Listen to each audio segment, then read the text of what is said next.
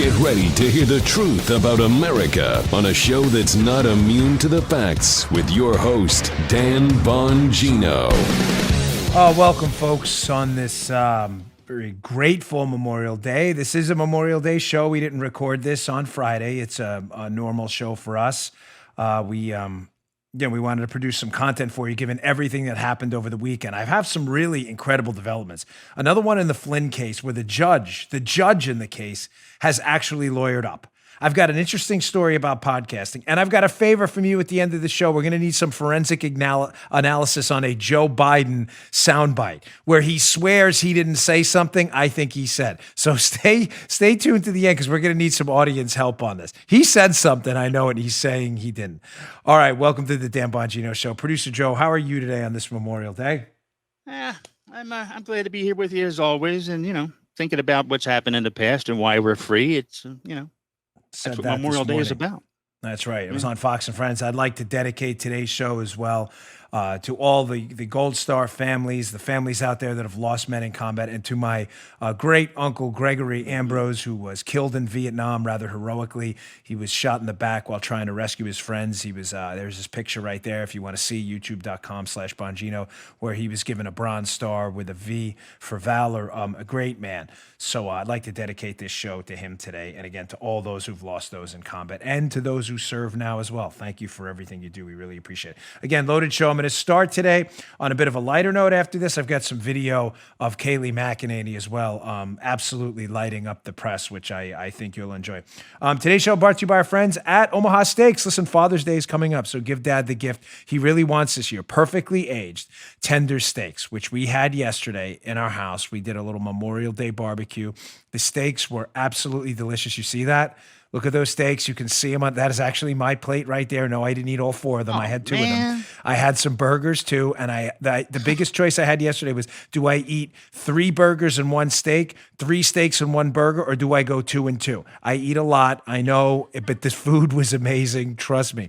Omaha Steaks will deliver the world's best steaks and a huge variety of other favorites directly to your dad's door for Father's Day. Right now, Omaha Steaks is offering our listeners access to a variety of amazing packages that are perfect to send your dad for Father's Day. He will love this. Go to omahasteaks.com, enter the code Bongino in the search bar. You see all their great options available, many that include free shipping and a free 1-pound package of the perfectly cured, incredibly thick applewood smoked steak cut bacon. I know your mouth is watering right now.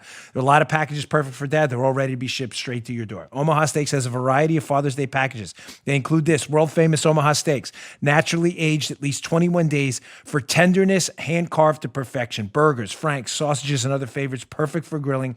Premium poultry and pork cut by Omaha Steaks butchers and individually sealed for freshness and flavor. Tasty, easy-to-make side dishes.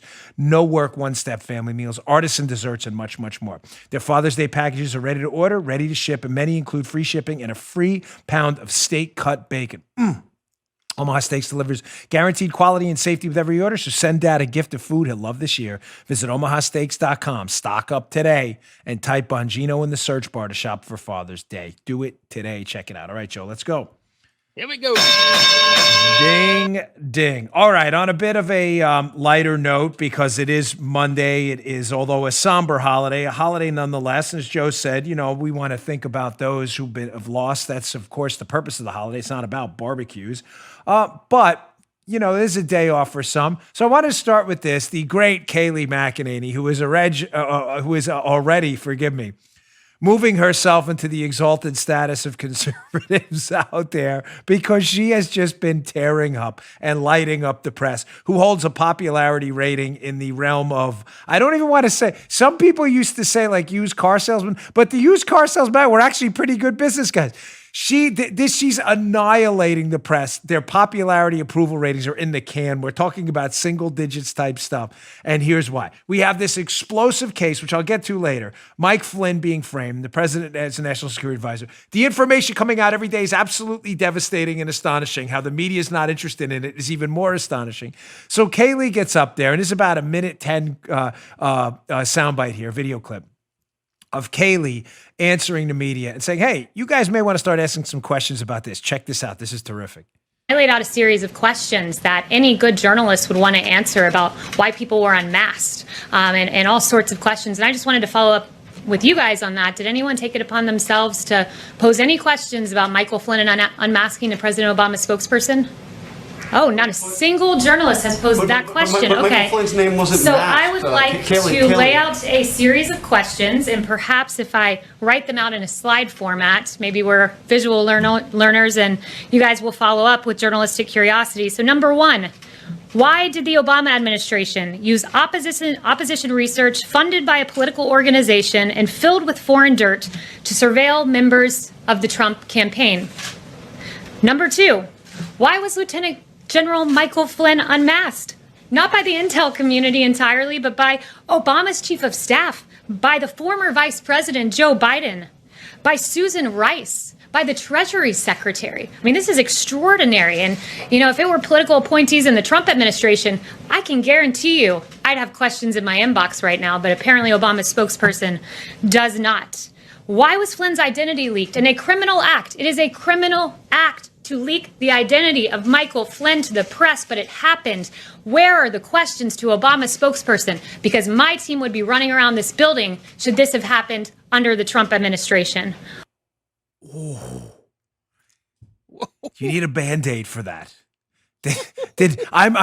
Joe, I'm genuinely curious. Did someone dial 911 to report a crime there from the press room? We've been assaulted by Kayleigh McEnany. I'm just wondering, because that was a takedown like I've never seen it. And she needs to do more of this. There's some different opinions out there with people I respect, and I love you all to death. Had a number of conversations about it. Some people think it goes too far. I don't. I am not one of those people. I have no respect for the media. Not all of them, but most of them. None. Zero respect. These are people, think about it. You have one job. You have one job. You're a journalist. You're supposed to report the facts. This isn't hard. And listen, ladies and gentlemen, I'm really sorry, but it's not a hard job, okay? Construction workers, pilots, machine gunners in the military, these are stressful, hard jobs, okay? Combat engineers, these are tough jobs. What the media does is not a tough job. It's not. I will never acquiesce on that point whatsoever. It is an easy job to do. I know it because in my experience working with the media, having been an agent in the White House and dealing with some of them, I'm not kidding, some of the dumbest people I've ever met were in the media. Not a slight. I'm just making a qualitative judgment based on the conversations I've had that, gosh, this guy is really not that bright. I can't believe he's in the media. They can't even do basic questions. So I have no problem with this approach at all. And I highly recommend the Trump administration do more of this.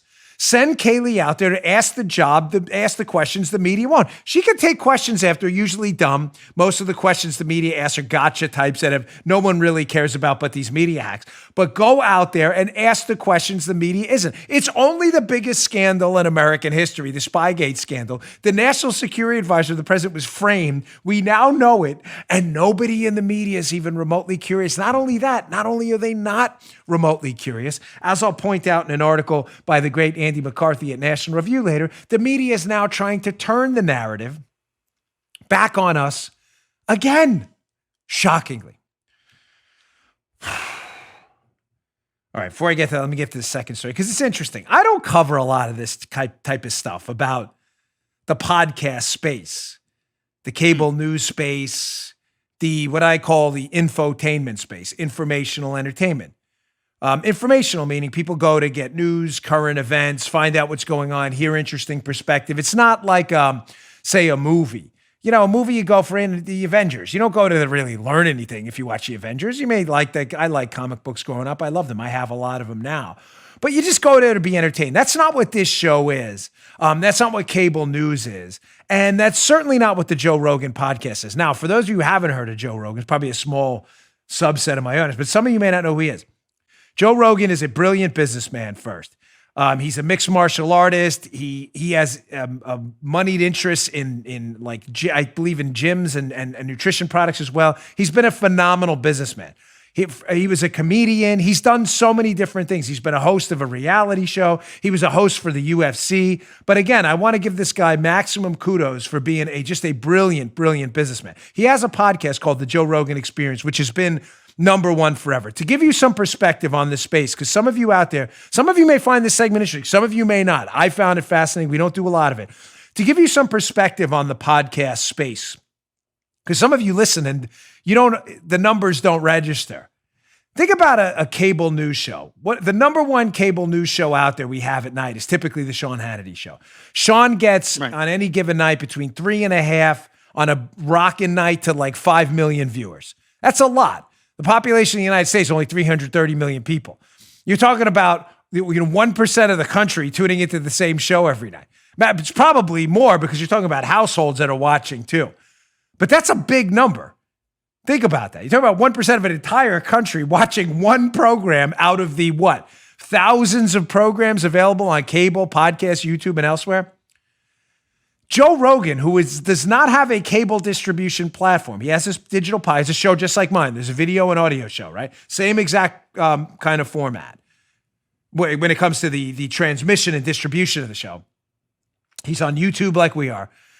Rogan does 190 million downloads a month.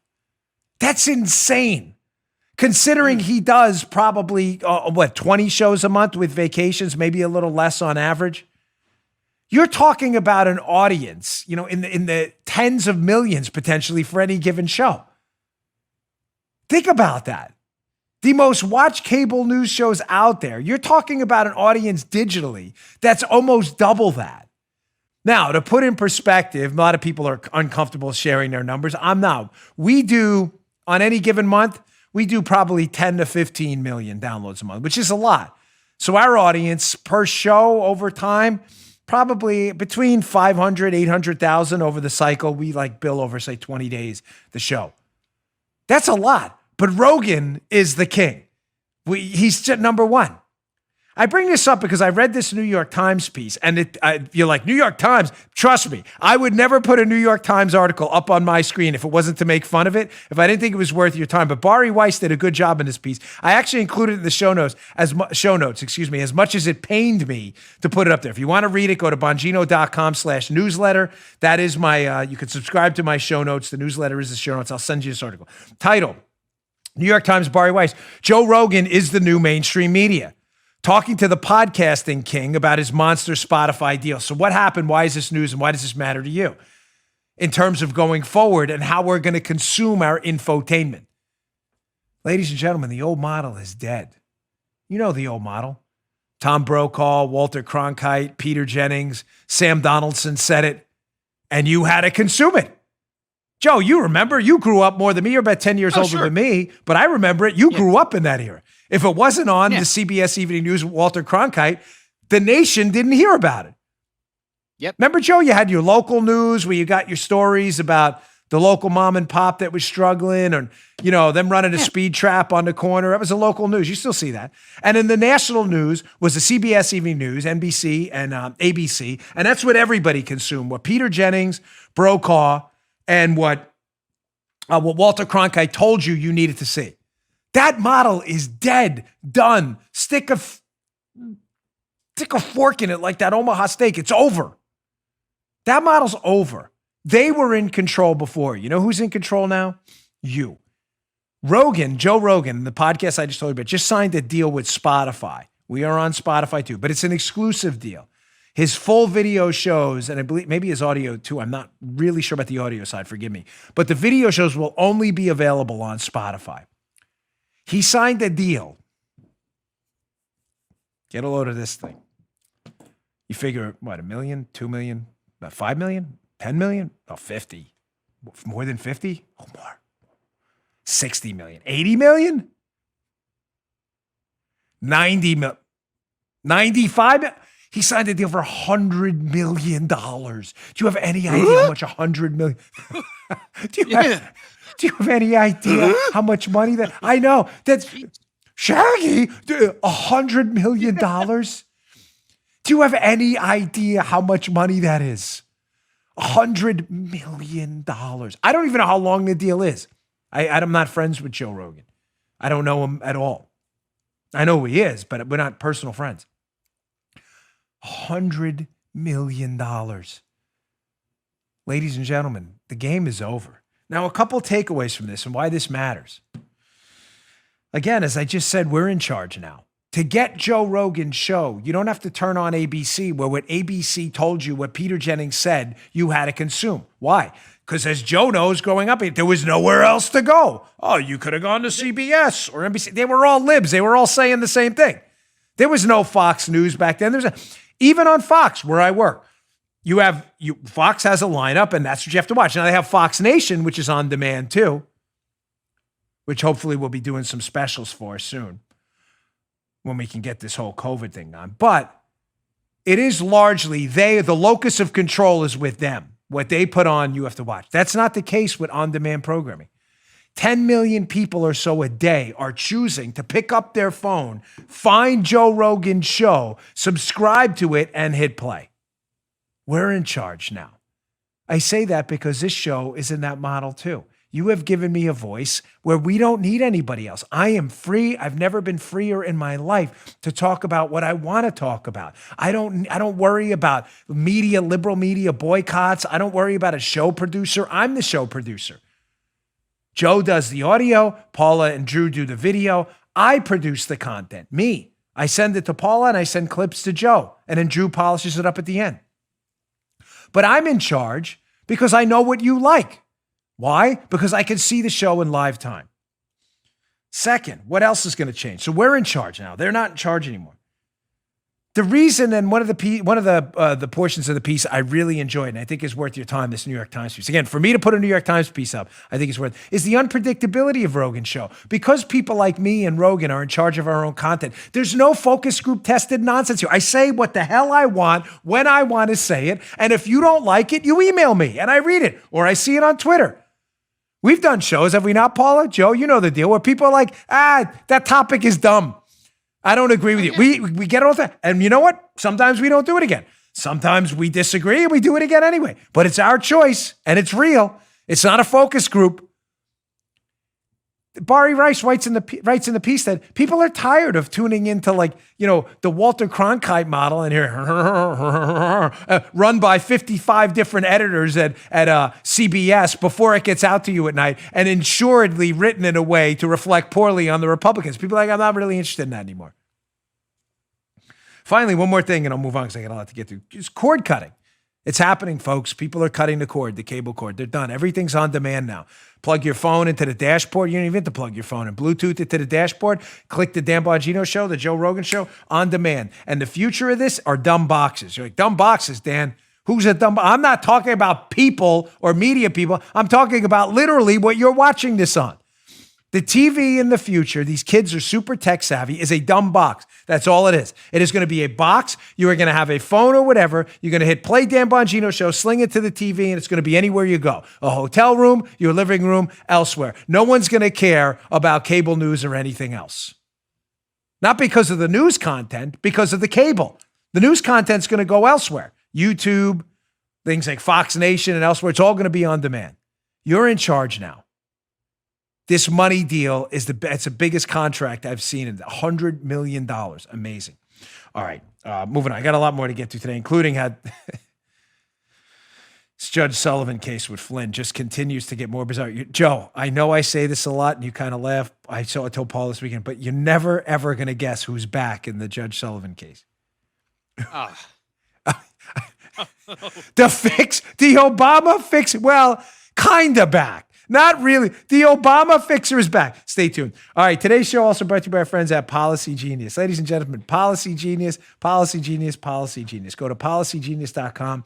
Compare quotes in just a few minutes. It is the place to be. Save yourself money. Listen, with everything going on right now, a lot of people are asking if it's even possible to buy life insurance at all. The short answer is a big yes. You can buy life insurance during a pandemic. And if you have loved ones, depending on your income, you probably should. As an insurance marketplace, Policy Genius is in contact with the life insurance companies on their platform every day. They're keeping track of all the changes in the market so you don't have to, which means they can get you covered quickly and for the best price. Here's how it works. Policy Genius compares quotes from the top life insurance companies in one place. You don't have to go search around. Just go to Policy Genius. It takes just a few minutes to compare quotes from top insurers to find the best price that works for you. This doesn't just save a lot of legwork. You could save $1,500 or more. That's big savings by using Policy Genius to compare life insurance policies. When you apply, the Policy Genius team will handle all the paperwork and red tape for free. Come on. Who's better than you with Policy Genius? So if you hit any speed bumps during the application process, they'll be there to take care of everything. So if you're one of the many people looking to buy life insurance right now, but you're not sure where to start, head to policygenius.com. Policy Genius will find you the best rate, handle the process completely. They'll get you and your family protected and hopefully give you one less thing to worry about. Policygenius.com, policygenius.com. Go check it out today. Okay. Paul, quick on the switch there. It's like lightning. It's been working out pretty hard. You got to see her with the jump rope.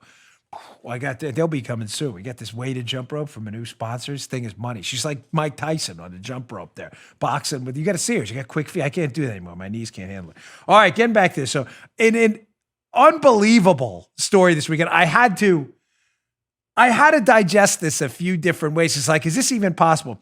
We all know now that General Mike Flynn was set up. We know it. The Obama administration spied on the Trump team. Flynn knew about it.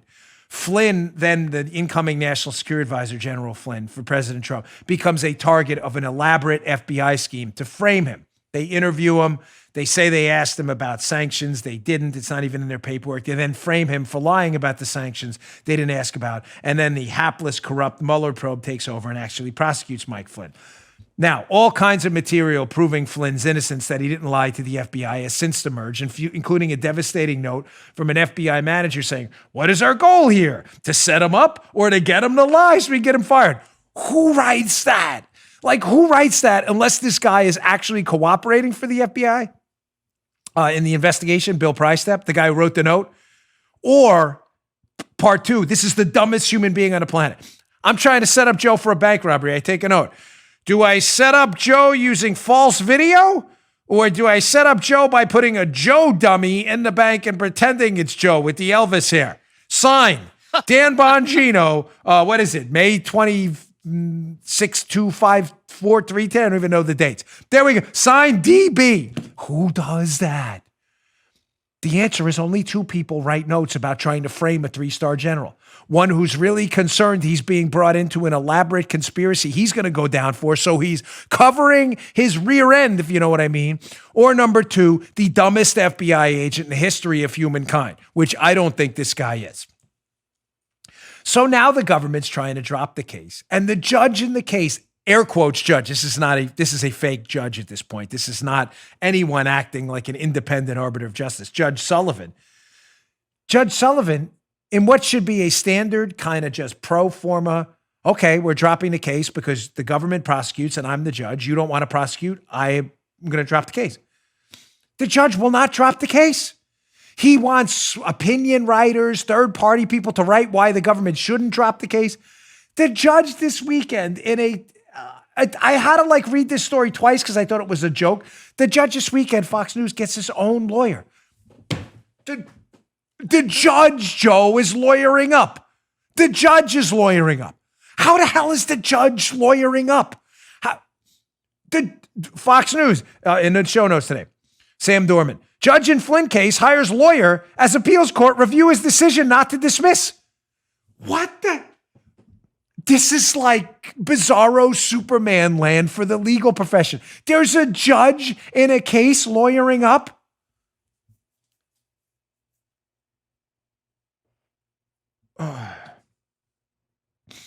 Now, I always go to Margot Cleveland or Leslie McAdoo at the Federalist when I want to see good, or Andy McCarthy, when I want to see really good legal analysis. And Margot Cleveland had written that in a case like this, what's unusual is not that the judge is lawyered up. Some other judges will get other lawyers to write that stuff because he won't drop the case, and the court above him, the appeals court, is demanding a notice from him about why he's not dropping the case. She said what's very unusual on her Twitter, which I found interesting, is not that he's getting a lawyer, it's that he's not dropping the case. Like, this is unheard of. That's the part that's unusual. You shouldn't even need a lawyer. Now, you're never, well, if you're a viewer of this show and you're, of course, 2-3 years ahead of the news cycle, you're never going to believe who he hires as a lawyer. Now, you may be saying, there's no way he hired the Obama fixer, Obama's White House lawyer, Catherine Rumler. Well, you'd be right. No, you'd be right. He did not hire Rumler. But let me show you this old article from the Washington Post that's now relevant again. I bring up this old stuff again. So here's a Washington Post article about the Obama fixer. Remember Catherine Rumler, if you're a regular viewer? She's the Obama fixer. She's fixed the Benghazi thing, fixed, and I'm using air quotes here, the Secret Service scandal, the IRS scandal. She's a lawyer for this witness for Mueller. She's the lawyer for the DNC. She's Obama's lawyer. She's the lawyer for Susan Rice. Catherine Rumler always appears when there's Obama cleanup on aisle 4, whenever. So here's this old article by Phil Rucker and Juliet Elperin.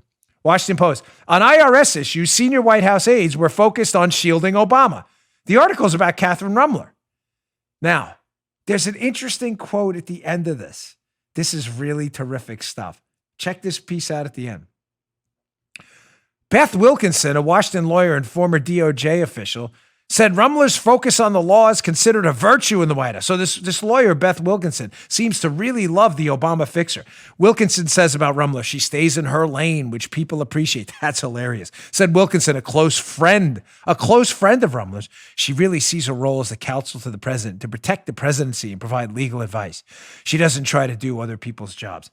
Ladies and gentlemen, who is Judge Sullivan's lawyer? Beth Wilkinson, the friend of the Obama fixer. Now, you may say, fair enough, because we always give both sides. It's only the right thing to do. Well, Beth Wilkinson also represented Brett Kavanaugh, the Trump-selected Supreme Court justice, of course, confirmed by the Supreme Court, who we know. Fair enough. That for me, that means nothing, though. That doesn't mean anything. This woman is a close personal friend of Rumler who keeps appearing in this case. Rumler is the one who authored the note about Susan Rice, suggesting Susan Rice's email to herself on January 20th, that she was just recommended to do it on the White House Counsel, trying to cover her butt. It's just the Obama fixer, ladies and gentlemen, seems to appear all the time. And again, this is the subject of my next book, which I hope to finish today. The subject of my next book is Follow the Money, follow the connections. These people all know each other, all of them. Obama's fixer, his White House lawyer, Kathy Rumler, who knows Andy Weissman of the Mueller probe. They worked on the Enron case, who was involved in trying to cover up Benghazi, try to cover up the IRS scandal, try to legally cover up the Secret Service problems they had, she was the lawyer for a key Mueller witness, George Nader, who was later accused of being a pedophile. She's the lawyer for the DNC, Kathy Rumler. The DNC, who's being sued by Carter Page about the fake dossier. She's the lawyer for Susan Rice, trying to cover her butt for the framing of Mike Flynn. I mean, the Obama fixer of all the lawyers in America, either her or her buddies, constantly show up when there's an Obama cleanup on aisle 4. Does anybody find that even a little bit interesting? Anyone at all? It's amazing how the media finds these fake connections amongst people in the Trump orbit that don't exist. They colluded with Russia, totally makes up this fake connection. Yet these real connections are right in front of you, and nobody's even remotely curious. Now, the media is trying to spin this, by the way, this story. Trying to spin what? There's a great piece in National Review. Now, Kayleigh McEnany brought it up in the beginning of the show. You see how I weave everything together. In that soundbite we played in the beginning of the show, Kayleigh says, one of the questions she was asked, the guy responds and says, she's saying, listen, you need to be looking into this Mike Flynn thing. The fact that he was unmasked, which he was. But the call Mike Flynn was prosecuted by the FBI for allegedly lying about with the Russian ambassador, he was not unmasked. That call was not unmasked. It happened on December 29th. There are no unmasking requests between December 28th and January 4th. That call was not unmasked. So the reporter jumps out and says, okay, go back and listen to it. If you listen to the beginning of the show. Mike Flynn was not unmasked. Ladies and gentlemen, that is the scandal. But the media, shockingly, is trying to turn this around again. Let's go to the National Review piece by Anthony McCarthy. I'll tell you what I mean. If you listen to the show last week, you may get this, but you need to understand going forward how the media is going to try to spin the fact that Flynn was not unmasked into, shockingly, some kind of Republican mistake. Andy McCarthy, National Review, up in the show notes today. Flynn was not masked because the FBI framed him as a clandestine agent of Russia. His name was not masked. Now, before I get to this piece from this screenshot from the National Review piece, unmasking or asking who the Russian ambassador was talking to makes it seem, that's why this narrative worked for them in the past, makes it seem like it was a mistake. We were listening in on the Russians. We mistakenly caught this U.S. person. And oh, golly, we asked to have the name exposed. And it happened to be Mike Flynn. So the past media narrative was, don't worry, this was all a mistake. We were listening on the Russians. We just mistakenly caught Flynn and he lied about it. Again, this is all bull. You get the point. The media is making this up. That was their old narrative. Now that we know Flynn was not unmasked, there are no unmasking requests, everybody should be asking this question. Well, if it wasn't a mistake and Flynn wasn't accidentally caught up in a surveillance net while we were listening to the Russians, then how the hell did we get Mike Flynn's conversation? Well, the answer is an obvious one. Because Obama wanted it. He ordered it. McCabe's already said it. We've already covered this. Andy McCabe from the FBI has already said in his book, he was ordered by the Presidential Daily Brief staff to find Flynn's phone call. In other words, ladies and gentlemen, Flynn was hunted and targeted down by the Obama administration, period. Now, you may say, how the heck are they going to retool that one, the media, and package it into a new flavorful narrative that doesn't blame Obama if Andy McCabe's already admitted the PDB staff ordered him to go find and hunt down Flynn's phone call? Presidential Daily Brief. To the Andy McCarthy piece of really, don't put anything past the hack, grotesque media. They will lie about anything. It doesn't matter. Here it is. Here's their new narrative from the McCarthy piece. Meanwhile, the Washington Post is leading the media Democrat effort to contort the fact that many Republicans, Joe, get a list, were wrong in assuming Flynn had been unmasked prior to his name being leaked to the Post in a storyline that those Republicans must have been wrong to claim the leak was illegal. You get it? Yeah. So now the new media story, instead of saying, Joe, a common sense question, well, if Flynn wasn't accidentally caught up in a surveillance dragnet of the Russians, then how did we get his call? Instead of asking those questions, which Kayleigh put out in the presser, the media is now saying, you crazy Republicans were wrong. You said he was masked and then unmasked the whole time, and that's not what happened. So therefore, the leak of his name to the press, that mustn't have been illegal, which is nonsense. The leak is illegal regardless if his name was masked or not. The information was classified. Again, a media effort, ladies and gentlemen, that never stops to constantly obfuscate the truth, to make Scotch tape masking tape, from see-through to totally opaque. They don't ever want you to ask the critical questions. And the critical question here, and the only question, I had a long conversation with a friend this week, and I was talking about messaging, else from politicians and elsewhere. Messaging has to be simple. Americans don't have time to go through all the BS. The message here is simple. If Flynn wasn't accidentally caught up in a surveillance dragnet, then how the hell did we get his call? And the answer is he was hunted and targeted. That's why. Now the media is going to change it to, you were wrong about unmasking the whole time. It doesn't matter if we were wrong. We weren't wrong, by the way. We were only going on what the intel community leaks were. Now we have the real info.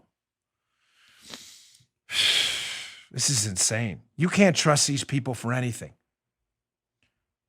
Some more media madness this weekend, by the way. While we're on this block of just pure, unadulterated, why I have zero donut, goose egg respect for the media. A lot, not all, but the overwhelming majority are complete, utter buffoons.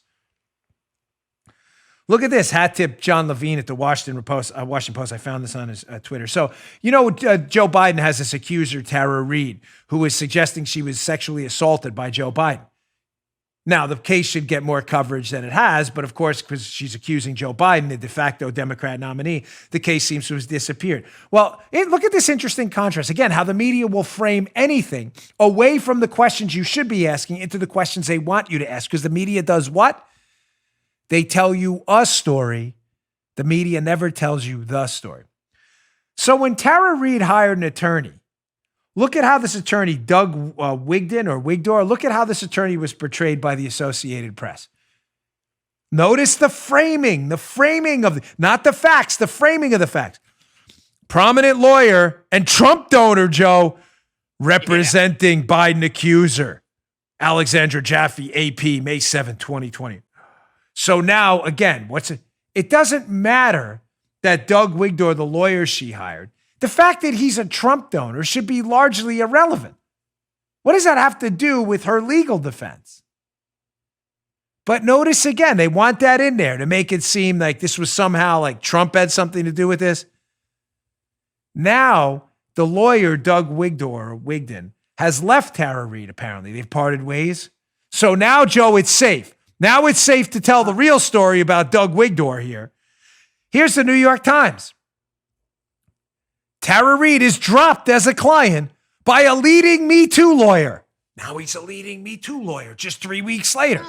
He was a Trump donor, leading Me Too lawyer, You see what they do? You see what they do? They're telling you a story, not the story. They didn't want to put he was a leading Me Too lawyer when she hired him because then it gives her accusations against Biden some added heft. Like, my gosh, a leading lawyer on sexual harassment and assault is now representing this woman, Tara Reade. Oh my gosh, that could be bad for the Democrats. So I can imagine, Joe, they're sitting there in the AP, they're scratching their head like, what do we do? What do we do? This guy's a leading Me Too lawyer. I mean, headline. They must have went through 6,000 or 7,000 different versions of this headline before someone said, hey, this dude's a Trump donor. Trump, there we go. Leading Trump donor represents. Hey guys, he's a Me Too lawyer too. Shut your soup cooler. Keep your holster shut. Keep it shut. Soup cooler.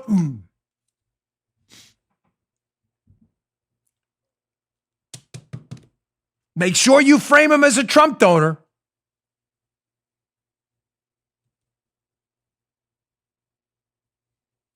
Keep that tongue holster quiet. Sew it shut. But then, when Tara Reade and this lawyer part ways, now, Joe, now it's safe. Because the story now they're trying to tell you and massage is, oh, now he's a leading Me Too lawyer. And what's the subtext to their headline?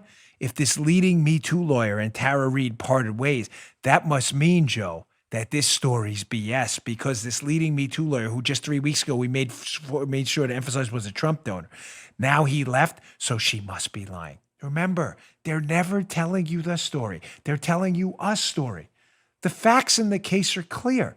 All you had to write was a lawyer who's represented sexual harassment victims representing Tara Reade. They couldn't do it. They had to wait until they parted ways. These people are just horror shows. They're so gross.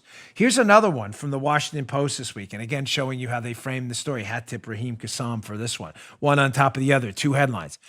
So when Trump makes jokes, here was the fix in the Washington Post. The fix is at one of their sections there, the Washington Post. Trump makes jokes. They say, you don't understand sarcasm. How Trump and his allies downplay his comments. In other words, God forbid Trump makes a joke. He's really awful, and his allies should never downplay this stuff. Biden goes on his show, The Breakfast Club, and says, you ain't black if you don't vote for him. And here's the Washington Post on that. Come on, Biden's you ain't black comment was clearly a joke. Again, ladies and gentlemen, these are not serious people. These are clowns. I bring these up not to hammer and double down on the media for the point of making fun of them. There's nothing info in the infotainment, tying back to the earlier show, for you to pass on. What I like to do is challenge you and bring information you can use in your lives when going out there and making informed decisions. That's my goal here. You say, what's the info here? The info here is getting you to see examples repeatedly of what the media does quietly, sometimes tacitly, behind the scenes in subtext, and how they write headlines so you can pick them apart yourself and understand when you're being told a story rather than the story. I'm just interested in the facts. I'm not kidding. Tara Reade has accused Joe Biden of some really grotesque things. She's accused him of an actual sexual assault. Ladies and gentlemen, I only believe evidence. If she can produce evidence it happened, I'm open to entertaining it. I don't care that Joe Biden's a Democrat. I do the facts here. The media doesn't. I'm really sorry that they don't. All right, I got a couple more things I want to get to here. Really a loaded news day, including, don't let me forget, Paula, the video of Biden at the end, because you need to help us. I can't figure out what he said, and it's turned into like a big brouhaha on Facebook and YouTube and elsewhere. Finally, today's show brought to you by our friends at NetSuite. The last few months have taught us what's important in life. It's also taught us what we need to eliminate or change. It's the same for business. No room for error anymore. What are the changes you need to make? Do you have this hairball of multiple software systems, none of you who communicate with each other? What if I told you could streamline it with one? All you need is NetSuite by Oracle, the world's #1 cloud business system. Finance, HR, inventory, e-commerce. Everything you need all in one spot saves you time, money, and most importantly for us, headaches. When you're doing $1 million or hundreds of millions in sales, NetSuite gives you visibility and control over your numbers so you can manage every penny of your business with absolute precision. Join over 20,000 companies who trust NetSuite to go faster with confidence. NetSuite surveyed hundreds of business leaders and assembled a playbook of the top strategies they're using as America opens for business. Check this out now. A lot of competitive advantages in there for those of you who remember your Porter's 5 Forces from business school. Get your free guide today. 7 actions businesses need to take right now. And then schedule your free product tour at netsuite.com/Bongino. Get your free guide, schedule your free product tour right now. Save time, save money, get efficient right now. Go to netsuite.com/Bongino. That's netsuite.com/Bongino. Go today. You'll love it. netsuite.com/Bongino. Okay.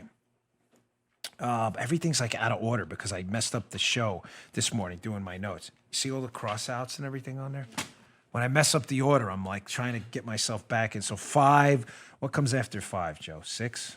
6 every time. I'm doing liberal math now.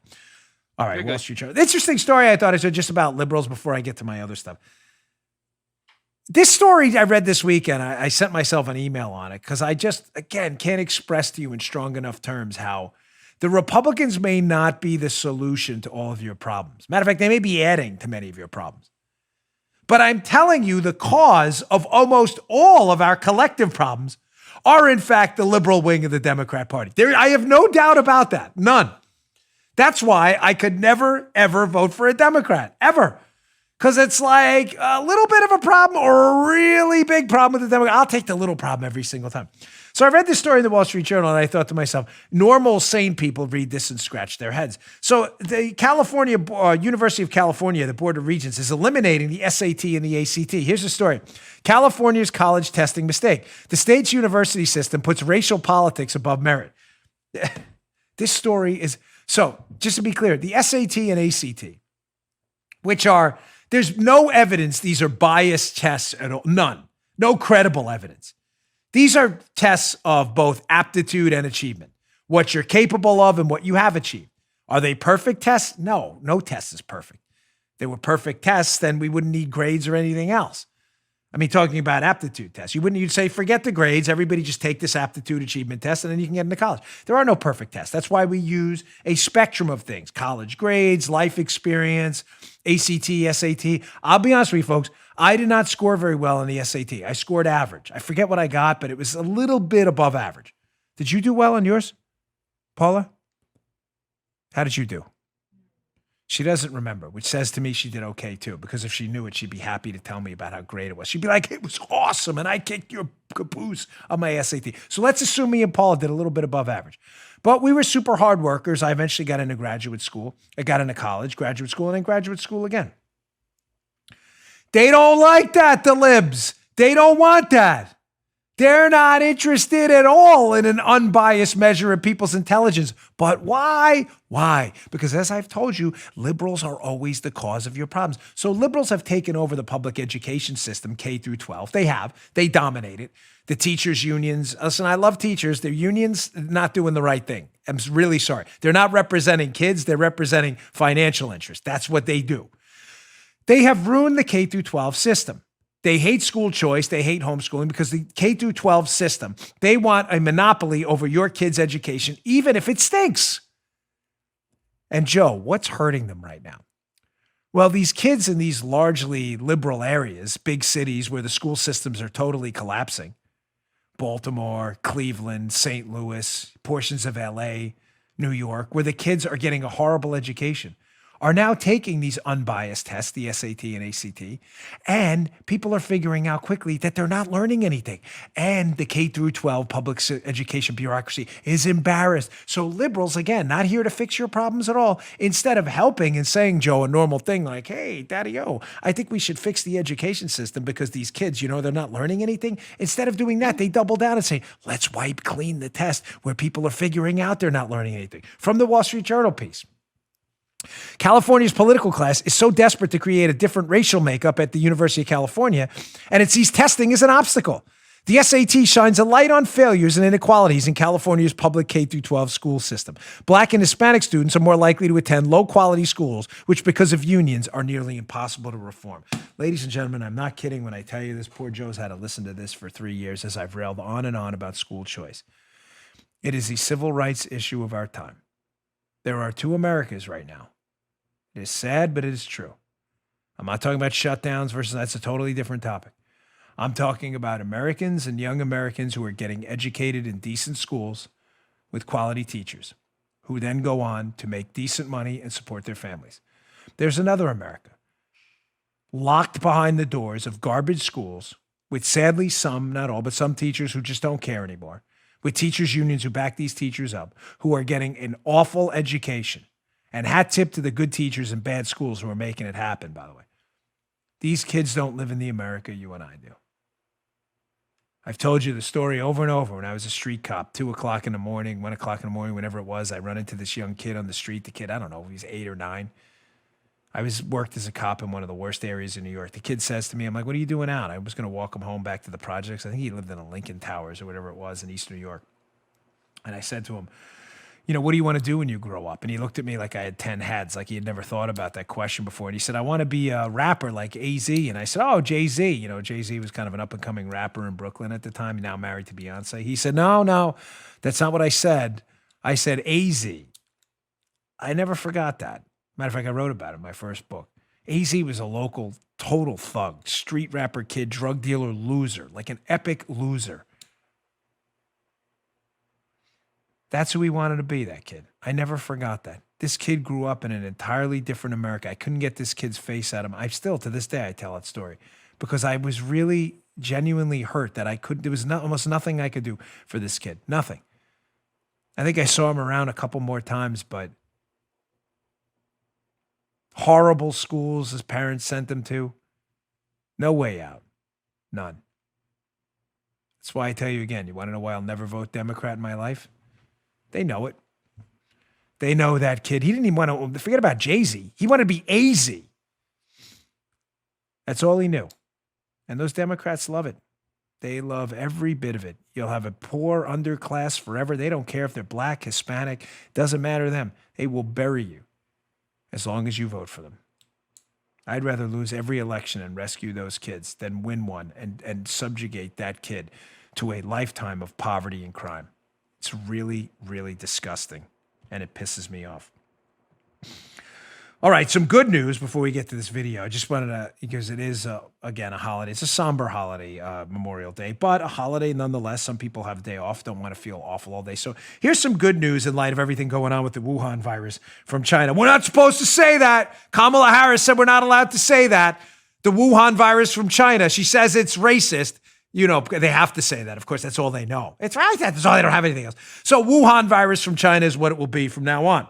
So the Washington Examiner, a good story up in the show notes. Trump aims to cut red tape, tying up doctors. This is listen, most of what's happened, 99.9% of what's come out of this COVID-19 Wuhan virus disaster has been an abomination. There have been some green shoots. One of them, regulations are getting thrown out left and right. I read this article. It's up in the show notes. I encourage you to check it out.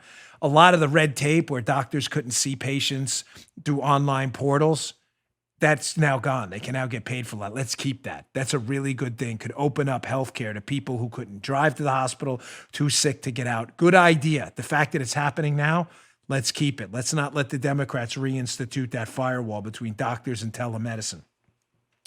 But secondly, that Michigan barber, remember the Michigan barber who gave the double-barrel middle finger to the tyrannical Michigan queen? She's not a governor. She's the queen right now. She is a monarch. She is acting as a monarch. The Queen Whitmer, Gretchen Whitmer, the Queen issued an edict. I herewith issue an edict that no man shall cut a piece of hair from this point on under penalty of doom and death for the rest of your life. Well, this Michigan barber, who's a real hero, said, double barrel middle finger, Queen Gretch, I'm going to do my thing and cut hair because I'm a free American. So, of course, they tried to take his license like, Queen, I hereby declare. She wanted this guy done. She probably wanted him jailed and sent to Siberia, Solzhenitsyn style, right? And that didn't happen. They went to court, and a judge ruled in favor of the Michigan barber, allowing him to stay open despite lockdown. That is not me trying to flex my biceps on the camera. That is me giving you a yes. Nice. These lockdowns are ending because we say they're ending. We don't believe in queens or monarchs or kings. We don't do that. We don't do that here. There's a joke there, Paula knows, when I was a cop, which I will definitely leave out of the show. We don't sell that here. Remember that one, Paula? Can't say that one on the show. It's family friendly. But she gets it. We don't do that here.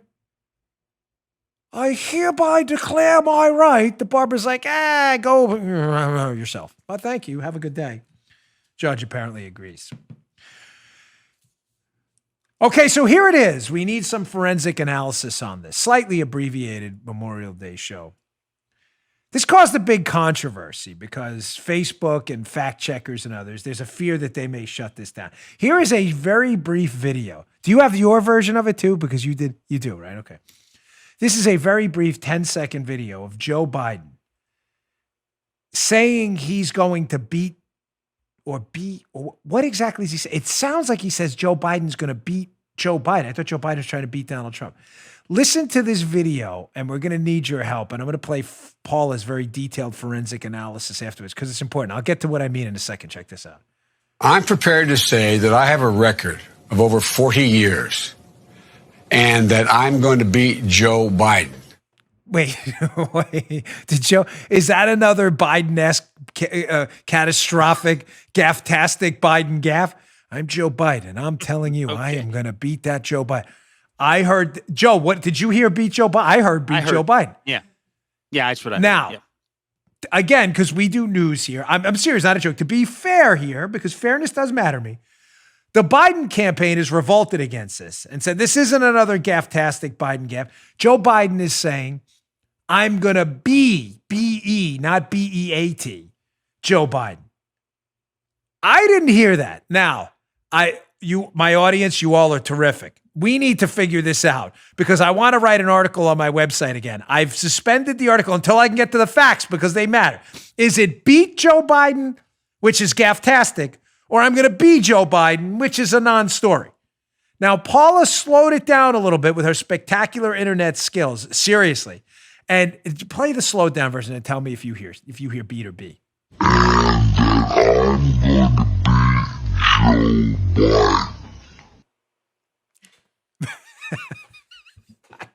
Little backstory to that.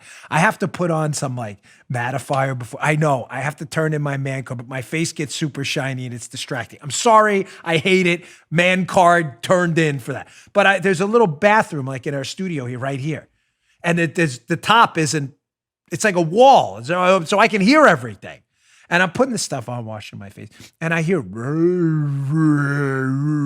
I'm like, that's hilarious. You got to put that on. She was seriously trying to get to the bottom of it. And she brings up, if you go to YouTube, youtube.com/Bongino, and you watch that video, you'll see it does look like, because I think he said beat, which would be gaff-tastic. It does look like he is saying B when you watch it in slow. Paula brought up a good point. There's no T that seems. If you want to break that down and find the clip, we would love an answer. We would love to hear from you. Joe, I need your vote. Does he say beat Joe Biden or be Joe Biden?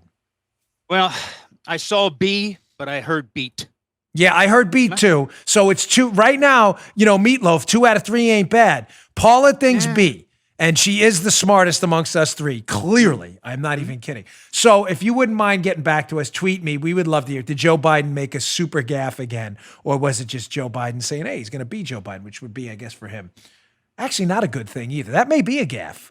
Joe Biden, I'm not even kidding. I just figured that out. That may be a bigger gaffe. He's going to be Joe Biden. All right, folks. Thanks again for tuning in. A little bit of an abbreviated show today. But we did record it this morning. This is not some Friday show. I want to thank Joe for coming in on this holiday. Drew for producing the show. Paula, we didn't know we were going to have to do a show today. We were happy to do it. Don't get me wrong. And listen, quick shout out to Folds of Honor wearing their shirt today. A great charity for veterans, families, school scholarships. Dan Rooney runs it. Really great guy. Folds of Honor. I'm wearing this shirt today on purpose. So, and a really grateful Memorial Day to everyone out there, families who have sacrificed, and to those lost souls. I'm sure you're looking down on us. Thank you for giving up everything for us. We deeply appreciate it on this show. We'll see you all tomorrow.